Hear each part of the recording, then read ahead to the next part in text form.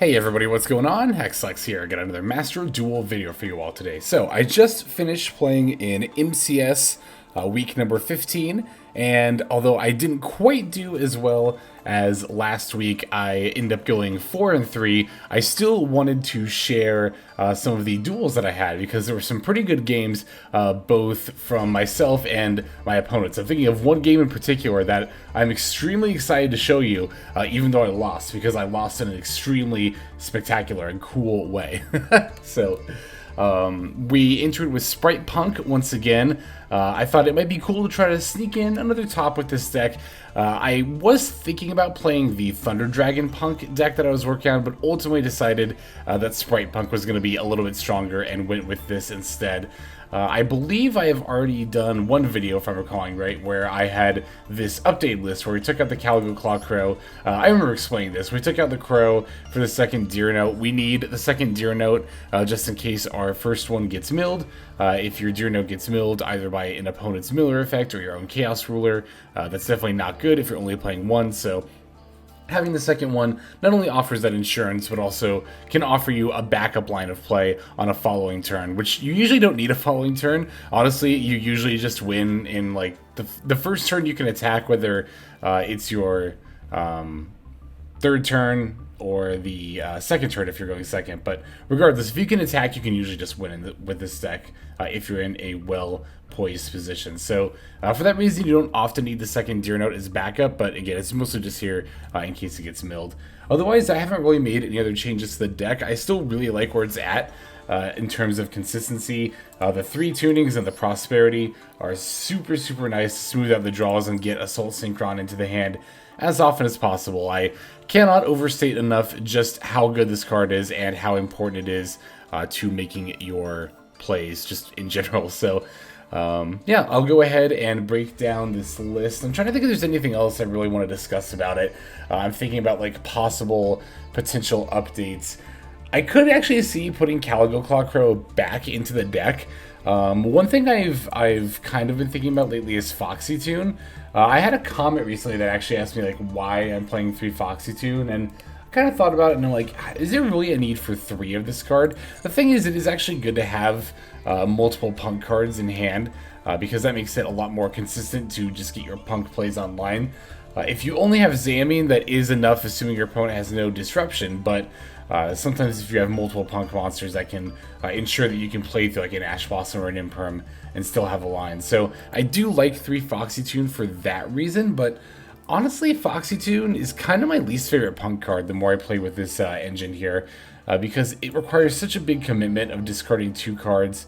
And the thing I don't like about it is if you open this card and no other Punk cards, it's actually not even a play, because like you can use the Foxy Tune to pitch in their card to special the Amin, but you can't then use Amin to go Foxy Tune into Deer Note because, well, you've already used Foxy Tune's effect to summon from deck. So for that reason, I could definitely see potentially cutting down on some of these copies of Foxy Tune. Probably only down to 2. I can't see myself going down to 1, because the thing is, we still need a good number of light monsters to banish, and like pretty much every single time it's going to be Foxy Tune. Now, granted, Foxy Tune is searchable by Amin, but at the same point, you know, that is making us more susceptible to having our Amin negated and our plays stopping as a result. So I don't know. I could see myself going down to 2.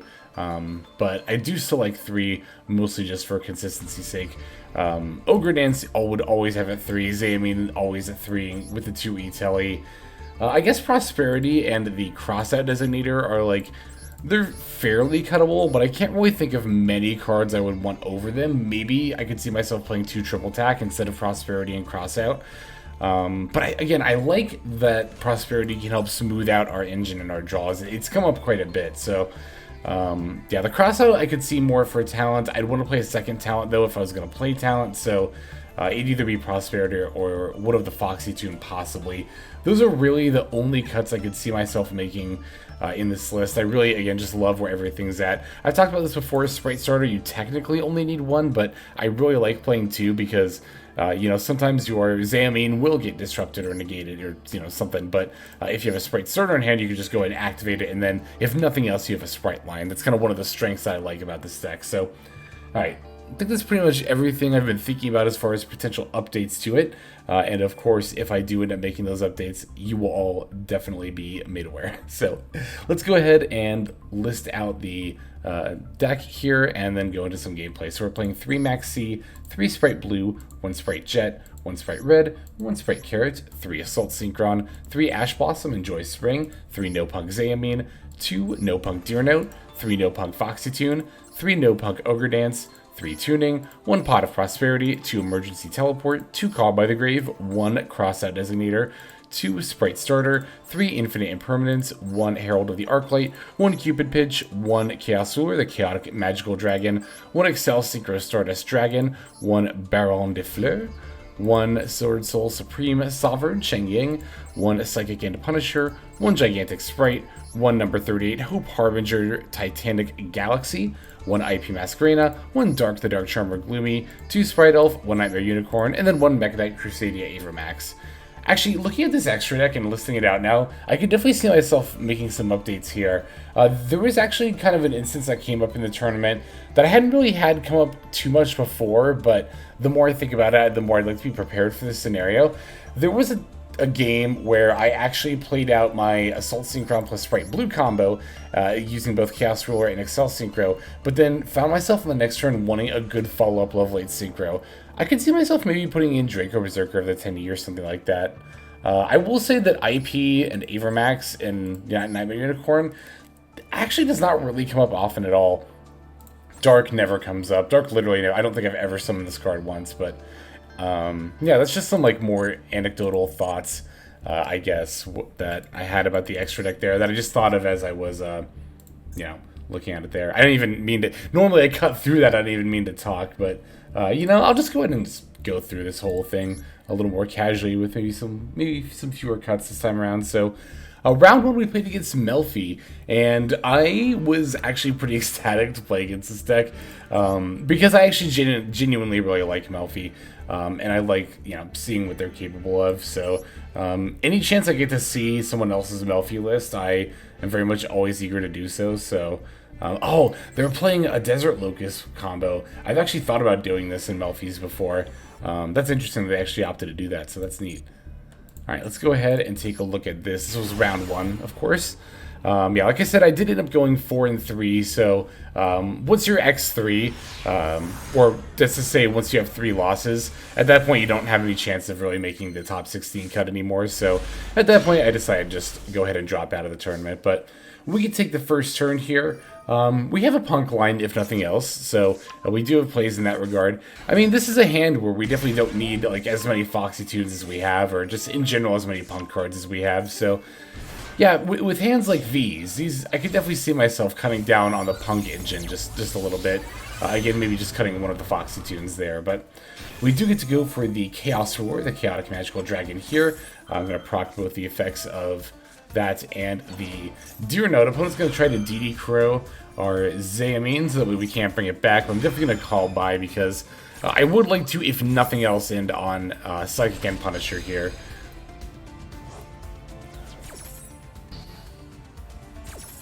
Alright, so Deer Note resolves, bringing back the Amin. Chaos Ruler is also going to resolve. Very much looking for Assault Synchron here, by the way.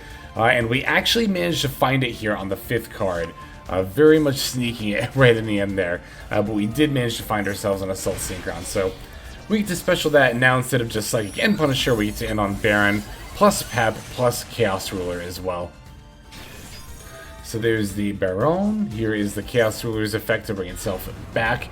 We're then going to go ahead and sync it with the Amin, making it level 11 Synchro. That is, of course, as I mentioned a couple of times now, Psychic and Punisher. We all know, I mean, I've played this deck multiple times by now. You all know the drill.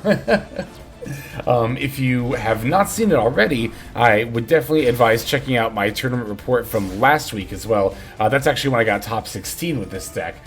So if you're looking for some extra gameplay, again, would definitely advise checking that out. Opponent's going to start with a Rescue Cat, but we have, of course, the Baron to just go ahead and negate it. So definitely do not want that to resolve there. And it looks like our opponent's going to have to just pass the end phase, throwing down a couple of Melfi monsters in the process. We did check out that Maxi during the draw phase, so we do get a couple of draws here at the end as well. Definitely not an ideal position for Melfi to, be giving your opponent draws just to, you know, throw out your Melfi monsters. I'm going to start by using Baron, targeting the Wally, hoping to destroy the Melfis before I summon or obviously battle, so I don't trigger their effects. But opponent's got a Hop Ear Squadron to go for the Merry Melfis, which can bounce the Baron back to my extra deck. Still going to use Psychic End Punisher on the Caddy. That looks weird, right? That looks kind of like, you know, why would you do that? But given what my opponent had on board, they could have pretty easily gone for another Synchro monster if they'd searched Penny with the Caddy. So I wanted to avoid that, and I figured I could pretty easily find lethal here with the Spright Starters. So gonna get the Foxy tune to put another big body on board. Here's the Spright Jet and the Spright Blue. They're getting leaked off into the Spright Elf, and then we're gonna use that to bring back the Spright Red that's in our graveyard. I believe that got milled by Chaos Ruler earlier, and now I can have my Psychic End Punisher gain 4,000 attack points. Merry Melfis does threaten to protect my opponent from losing this turn. Actually, I don't even think it does. I think even if I hadn't negated and destroyed it here, I still could have used Foxy Tune to battle over like the 2,000 defense exceeds, and then Red and Psychic End Punisher would have been lethal. So regardless, we had lethal multiple ways there. So GG's to Stoned Pixel. Very intrigued to see your Melfi build. Like I said, I very much love Melfis, so I love seeing other builds of them as well. Round 2 was up against Heroes. Looks like a good old-fashioned hero deck. Let's go ahead and go straight into it. I remember this one. We ended up going second, and it was definitely more than a little bit scary going second against Heroes. Because they have a lot of combo potential, and they can do so with relatively few cards. And as you can see, with this opening hand, all we really opened as far as disruption is Imperm. This is one of those hands that would have been so good going first. Opponent's going to start with the Hero Lives for this Shadow Mist. Now, I decided to throw out Infinite Impermanence here. I want to talk about this for a second. So, Infinite Impermanence, normally against Heroes, if possible, I would definitely advise saving this for actually this card in my opponent's hand here. Vision Hero Vion. Vision Hero Vion is, I think, one of the better choke points if you're going to be negating a monster effect with Imperm, because then you not only stop them from setting up a hero in the graveyard, but also adding Polymerization. Those are two very major extension points for the deck. However, and I did think about that going into this, however, here I decided to use Imperm on the Shadow Mist anyway for two reasons. One, I figured if my opponent was a little bit bricked up, because it's, I don't know how often Hero starts with the Hero Lives for Shadow Mist. I figure, I don't know, I figured they probably did have some other kind of a play, but I figured if my opponent was bricked up, I definitely want to stop this Shadow Mist, so that way they can't, you know, use that to go into their plays. But moreover, I definitely don't want a Dharc Law to hit the field, because I'm thinking about this, you know, I'm looking at my hand, and I'm like, you know, if my opponent can combo off but doesn't throw down a Dharc Law, and hopefully not a Plasma either, then I can actually still play through that. But if my opponent has a Dharc Law, like, you know, my punk cards don't work, and all of my stuff's going to get banished, and I can't really do combo lines, so I figured that Dharc Law was the greater of two evils here. So normally, if you're looking to stop the hero player's combo, I generally advise using Imperm on Vion, but in this situation, with this deck specifically, knowing what it can and can't handle, again, I just figured that Dharc Law was going to end up being the bigger threat, and ultimately decided to address that instead. So, alright, Vion is coming down after the increase effect, and the Ferris, you know, this, if you've played against heroes, you've probably seen a similar combo line here. So yeah, at this point, I wasn't really sure if I was going to get Plasma'd, if I was going to get Dark Angel'd. I could still technically get Dark Blot here, but they would have to draw into the Mask Changer. I guess already have it in hand, but I think if they had already had it, you definitely would have just chained it to the Imperm on the Shadow Mist there. So, looks like they are going for DPE. DPE is still a pretty good card, although in this meta, it definitely is a little bit more difficult to reliably play, mostly just because of tier limits, you know. My opponent's got a Maxx as their last card, but thankfully I ripped Ash Blossom off the top of the deck, so he managed to avoid getting Maxx. Otherwise, I think that definitely would have just lost me the duel right there. Alright, so I'm going to start with an Ogre Dance, going for a Amin here. We're then going to activate the tuning to go for our Assault Synchron. And let's go ahead and start by activating Assault Synchron's effect and special summoning the Spright Blue. Opponent's got a Forbidden Droplet for the Spright Blue. So I wanted to start with this line and not with the Punk line, mostly because it doesn't commit the normal summon, right? That way I figured if this gets disrupted, I can still just normal summon Amin, and then we're good to go. In fact, I maybe should have started going for this before activating Ogre Dance, just to kind of like maybe bait my opponent a little bit, but they already interrupted when I wanted them to anyway, which was before I dropped Amin. So Droplet's going to negate the Spright Blue, but can actually still Synchro summon here. I'm going to sync off the Assault Synchron and the Spright Blue to go for the Herald of the Arclight. That way I have an Omni-Negate up here. And I'm looking at me and my opponent's life point difference, and I'm thinking, you know, I think I can actually still just OTK this turn. If I can manage to summon Psychic End Punisher and then bring back Chaos Ruler. The boost of Psychic End Punisher's attack due to its effect at the start of the battle phase should be enough, and if they try to disrupt me with the DPE at some point, I can actually stop it with the Herald of the Arclight. I did make one misstep here, though, that was actually very crucial. So what I did was, because I ended up sending and to be fair, I had to do this anyway to set up the Herald of the Arclight, so I had to summon the Herald of the Arclight first, so that way DPE couldn't pop like one of my Punk monsters or my Chaos Ruler. But because I did so, the Foxy tune, my light monster, actually ended up getting banished. So I don't have a light monster in my graveyard right now to bring back the Chaos Ruler. So I can't actually lethal my opponent this turn as of right now until I get this Herald of the Arclight in the graveyard. So I am thinking to myself, I need to force them to use their DPE. So I'm going to take a bit of a chance here. I'm going to summon Psychic End Punisher, right? Going to activate the effect and target the Herald of the Arclight and the DP. My opponent thankfully chains DPE here, which is going to allow me to then chain Herald of the Arclight to negate and destroy it. That'll put the Herald in the graveyard. I just want to point out, and I actually don't blame my opponent for this at all, because it is a very counterintuitive line. However, if they had just let the Psychic End Punisher effect resolve, and let the DPE and the Herald both get banished, then I would have been forced to go to battle phase. Psychic End Punisher would have had 3,500 plus 1,700 attack points is 45, plus 700 is 52. I would have battled into the Ferris and dealt 3,600 damage, and my opponent would have been at 400 life points. That would not have been lethal. Now, on the next turn, they would not have had DP, however, they would have still had a Stratos on board, as well as access to Malicious and the Denier in the graveyard. And I think that, combined with their draw, should have been enough for them to actually push through my board and potentially find lethal. However, because my opponent chained DP's effect, I can chain Herald of the Arclight to negate and destroy DP, but more importantly, put a light monster in my graveyard.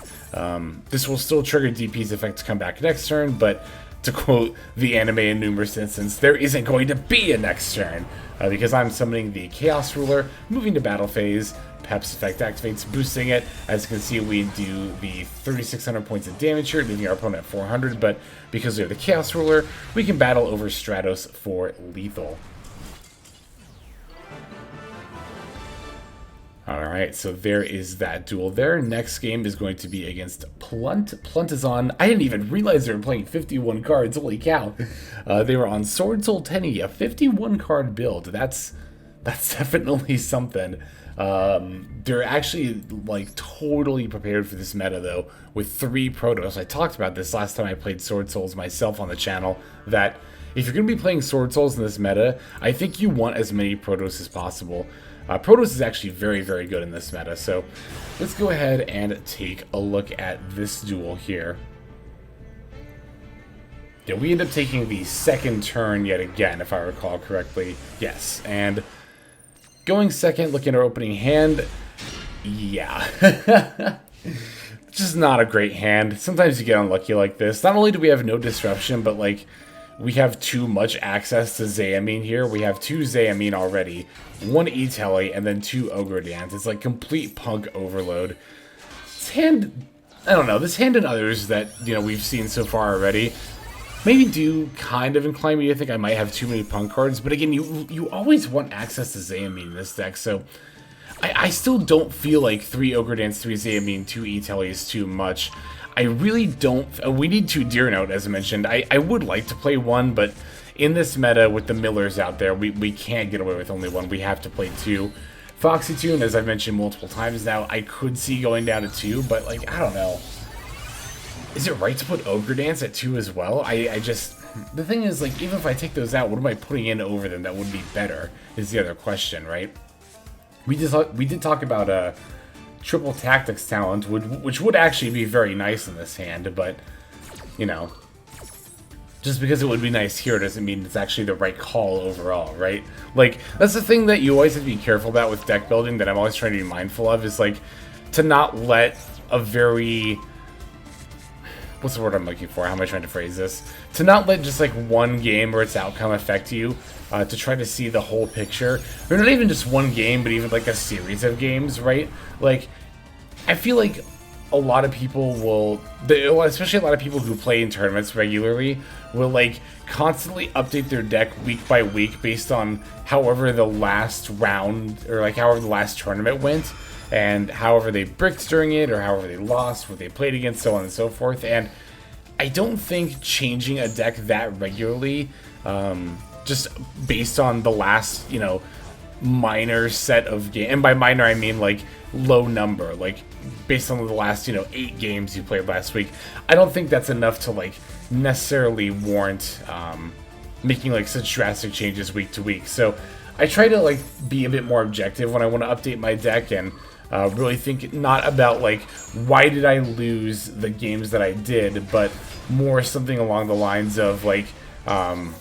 what is this deck's overall weakness, like what am I overall lacking, you know, trying to get a more general feel more than a specific one. So yeah, here, I mean, again, opponent went first. I think the one thing I could have done better that game is when my opponent maxed, I just fired off the E-Tally, but I should have played Imperm first to negate one of their monsters, probably their Chi Xiao. I might have been able to have a few more plays, but I still don't think it would have necessarily been enough to just completely play through my opponent's board and actually manage to find lethal there. So there was that duel against Plunt.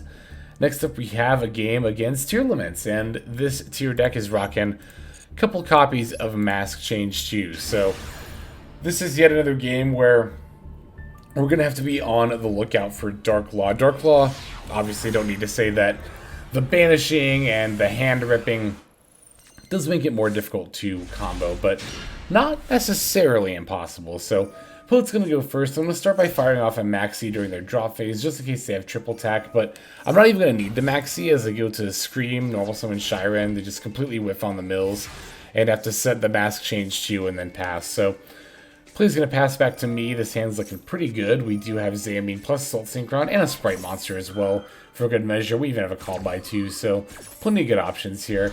Opponent is going to use the Mask Change 2 to go into Dark Law. That is also going to end up triggering the Shyren effect. Of course, I see now that they are planning to fuse with the DD Crow just to go for a Mud Dragon, but of course, not knowing that, I ultimately just decided to use the call by on the Shyren here. Opponent does still have a Mudora in their graveyard to be mindful of here too as well. Alright, Dark Law thankfully ends up ripping the Spright Carrot. That's pretty lucky for me, as that was definitely the least important one in my hand here. Ripping Assault Synchron would have been really annoying, but I still would have had plays. Ripping Zayamin would have been the worst. I wouldn't have had plays. Ripping Deerno also would have been annoying, but I also still would have had plays. So it's like 25% chance good hit, 50% chance meh hit, 25% chance awful hit. So we rolled pretty well on that one. We rolled very well on this Chaos Ruler as well, managing to grab the Spright Blue. I was only really intending to go for a Baron here, just to pop the Dark Law and then battle going into my opponent's turn with the Omni Negate, but thanks to the Chaos Ruler finding Spright Blue, I can actually go ahead and find lethal here. Going into the Baronne, I'm going to go ahead and use her effect to pop the Dark Law. Now we get to link off Blue and Jet, and more importantly, send them to the graveyard, going for the Spright Elf. I am a little confused here, as I went to activate Spright Elf. My opponent chose to neither activate the Mudora in the graveyard nor the DD Crow in their hand. Yeah, because if they had Mudora, I had planned for Mudora. Mudora I was going to negate with the Baron, but then yeah, they had the DD Crow as well, so I don't know what was going on with that. So we managed to find lethal thanks to the Spright Starter, but to be fair, even if my opponent had used Mudora and I negated with Baron and then they chained DD Crow, I still could have played Spright Starter, gotten a blue from deck, overlaid them for Gigantic, pulled red from the deck. That wouldn't have been lethal. My opponent would have had 600 life points left, but I would have had a Baron, no negate to be fair, but a Baron, a gigantic, and then the red for a monster negate going into my opponent's turn. So even if we didn't have lethal, even if my opponent had used their disruption, we would have been still in a very good spot. So, all right, there's that game there. Let's go ahead. I'm actually really excited to show off this game, and you might be saying, like, Lex, you lost, but I'm still very excited to show this off. So we're up against Blackwings, also even teching a Ghost Reaper with the Kiklos and the extra deck. That's cool. I was up against Gordon here. Gordon is someone who is also in the MCS pretty much every single week, and I'm trying to think if we had ever actually dueled before, but either way, very chill. Love just chatting with them in like the MCS, tournament chat. So was pretty excited to play against them, and I was pretty excited to see this hand too. Assault Synchron plus Spright Blue is pretty much a full combo, and we've had a Crossout to back it up and a couple of Maxes in hand as well. So I'm not gonna lie, I was thinking as I'm playing this out, like, okay, there's no way I lose this, right? Especially as you can see, my opponent has no disruption at all. So I'm thinking, like, priority's not getting passed to them at any point. And I'm like, no, they have nothing, and I get to go full combo here. Yeah, so I was very confident, very, very confident going into this game. Alright, we're doing the Cupid Pitch line, going for the Chaos Ruler, as well as the Cupid Pitch search to grab the Amin. Chaos Ruler, this Excavate doesn't even need to find us anything. I think it finds us an Ogre. Yeah, an Ogre Dance, so there's that. It does bin a Spright Red, so that is important to note. And then, like I said, we're going to add the Amin, normal Amin, activate her effect to grab the Foxy Tune. Then we use the Ogre Dance just to go for the Deer No. I just want to make sure that I'm setting up both the Foxy Tune and the Ogre Dance in the graveyard. That is actually another reason I think to play 3 of each of those cards, is that it's pretty much every single time the way that you're going to end up setting up the Light and Dark monster to banish from your graveyard for Chaos Ruler is by using Ogre Dance and Foxy Tune. Because honestly, aside from those, there's not really that much you can banish. I mean, you can't banish the Assault Synchron. If you don't use Cupid Pitch, there's not really another way to even get a light monster in your graveyard besides Foxy Tune, so I don't know.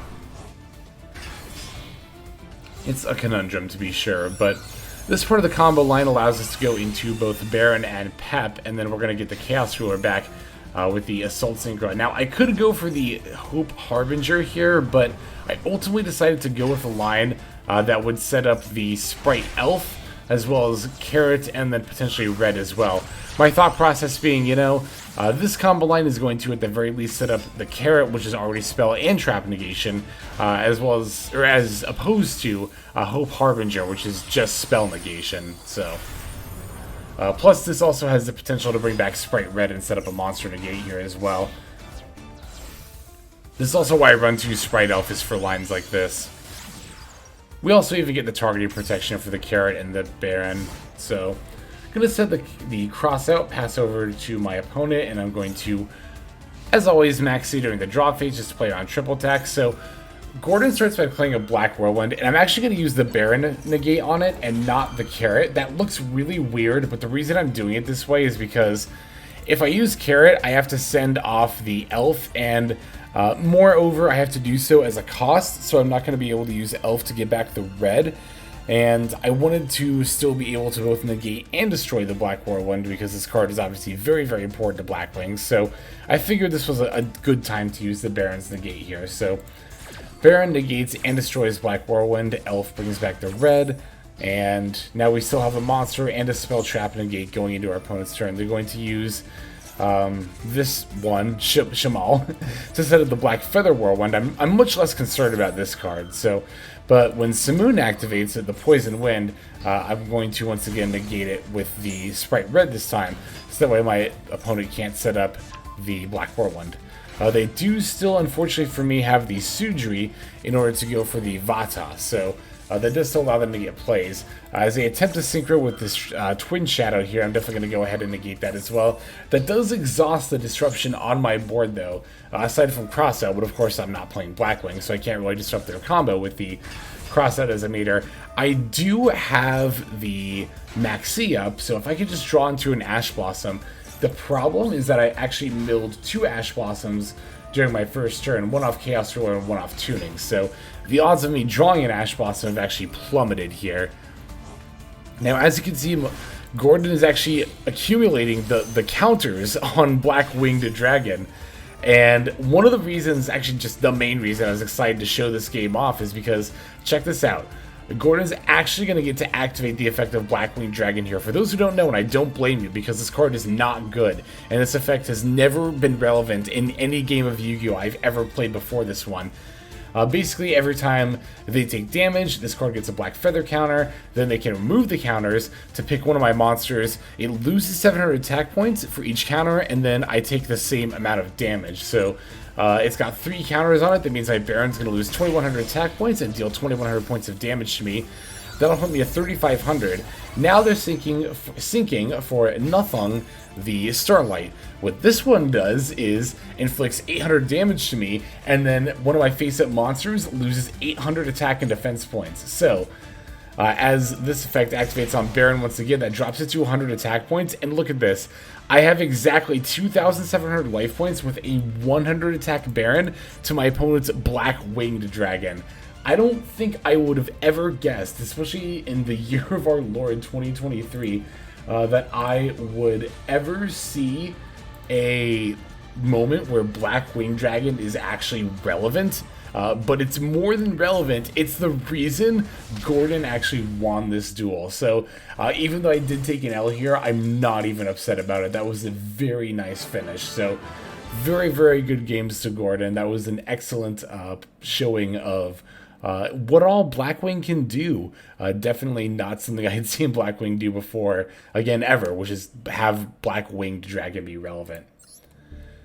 Alright, we have one more game to show. This was my final loss here in round 7 against a fairly standard fare tier limits deck, and I do have to be quite honest, this is going to honestly be the most boring game we're going to watch here is this last one, as I remember quite well, I went second, I didn't open any disruption, and my opponent opened the absolute nuts. I mean, it wasn't even that great of an opening, aside from Pearl Rhino, but like Pearl Rhino plus Scream, I mean, that's just the nuts. Like, that's everything you need right there, right? So, honestly, at this point, like, I think I'll just go ahead and fast forward this. I mean, it's pretty standard fair tier limit stuff, and it's a lot of milling. Assuming my opponent knew that I was going to be on Punk Spright, and just going for the miller there, so.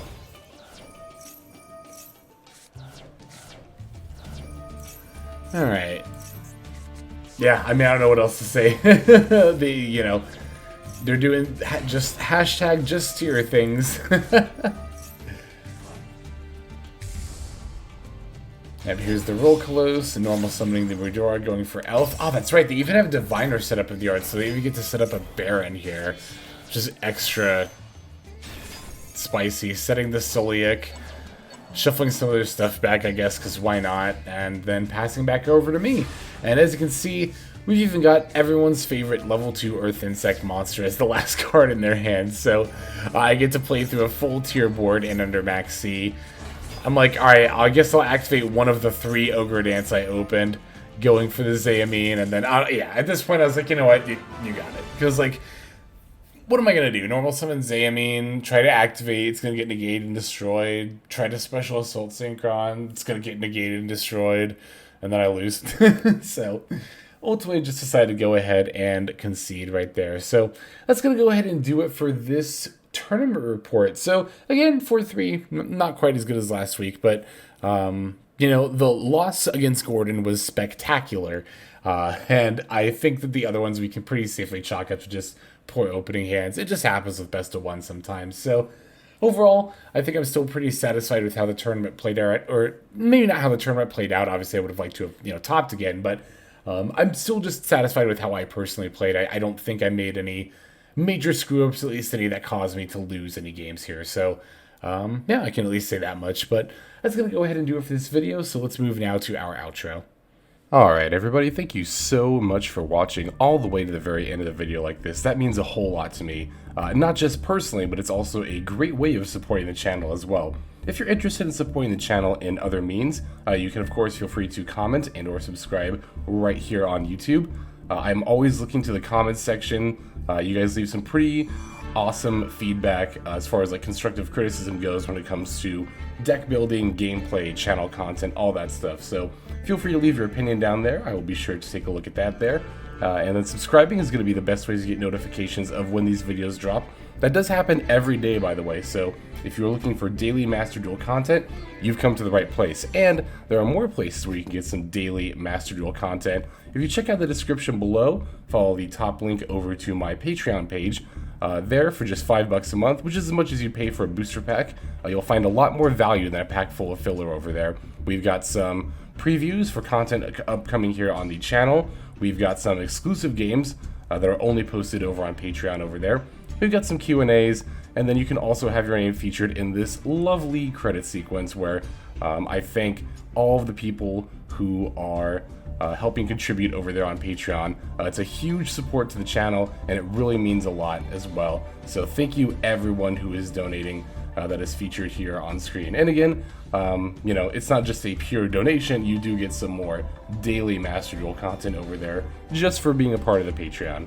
But I think that's about all the time that I have for today's video. Once again, I just want to thank you so very much for sticking all the way to the end of the video. Again, it just means a lot as I do put a decent amount of work into getting these videos out every single day. But that's about all the time that I've got for now. So without further ado, this is Xlex. I'm signing out, and I hope you have a fantastic day.